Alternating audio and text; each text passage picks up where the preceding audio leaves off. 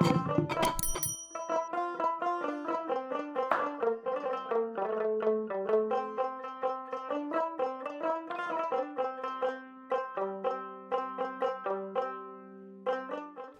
আমি অর্পিতা চক্রবর্তী।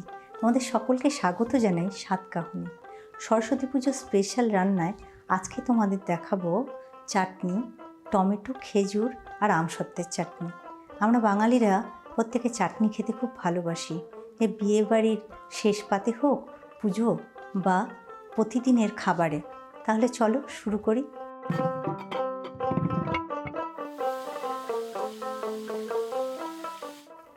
চাটনি তৈরি করার জন্য প্রথমে আমি টমেটো, খেজুর আর আমসত্ত্বগুলো কেটে নেব।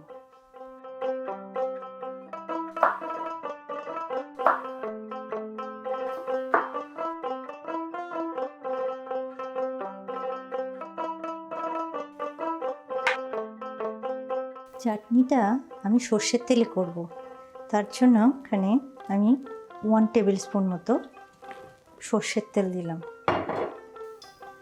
তেলটা গরম হয়ে গেছে। এবার আমি 1/2 টিস্পুন 5 ফোড়ন দিলাম। আর এই 5 ফোড়ন ঘরে কি করে তৈরি করবে লিঙ্কটা আমি ডেসক্রিপশন বক্সে দিয়ে দেব। আর একটা শুকনো লঙ্কার অর্ধেকটা দিলাম, নাহলে চাটনি বেশি ঝাল হয়ে যাবে। টমেটোগুলো ছেড়ে দেব। এখানে 4টে মিডিয়াম সাইজ আমি টমেটো নিয়েছি, ডুমো করে এরকম কেটে নিয়েছি। 1/4 টিস্পুন নুন দিচ্ছি।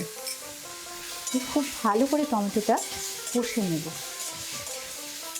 জালটা একটু মাঝে মাঝে কমা বাড়া করে নেব, যাতে টমেটোটা খুব সুন্দর করে কষে।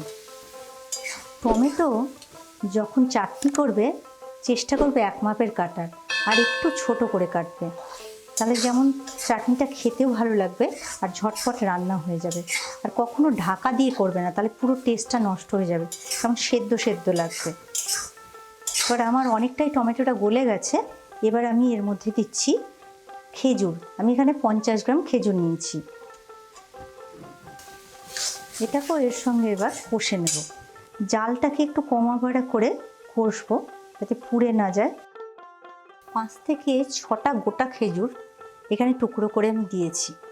আর আমার টমেটো অনেকটা গলে গেছে। এবার এর মধ্যে দিচ্ছি আমি টুকরো করে কাটা আমসত্ত্ব। এটা আমসত্ত্বের যে কিউবগুলো কিনতে পাওয়া যায়, ওটার অর্ধেক দিয়েছি।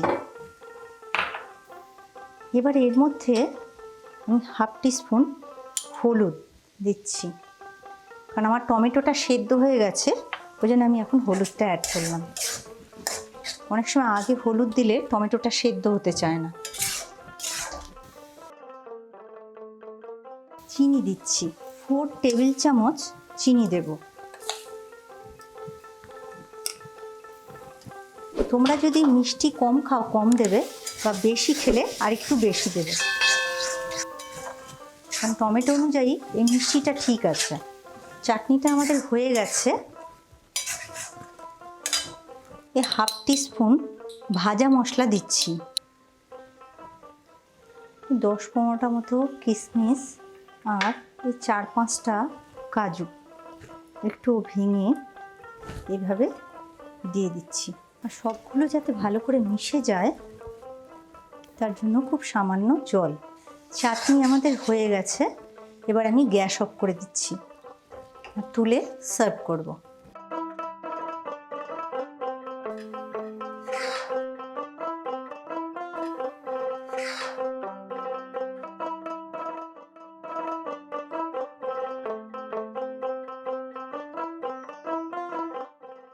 খুব সহজেই তৈরি হয়ে গেল টমেটো, খেজুর আর আমসত্ত্বের চাটনি।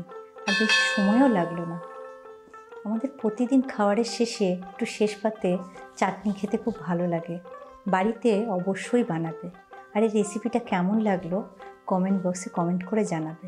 আর যদি নতুন কোনো রেসিপি দেখতে চাও, সেটাও কমেন্ট বক্সে কমেন্ট করে জানাবে। খুব ভালো থেকো তোমরা। ফিরে আসছি খুব শিগগিরই নতুন রান্নার রেসিপি নিয়ে।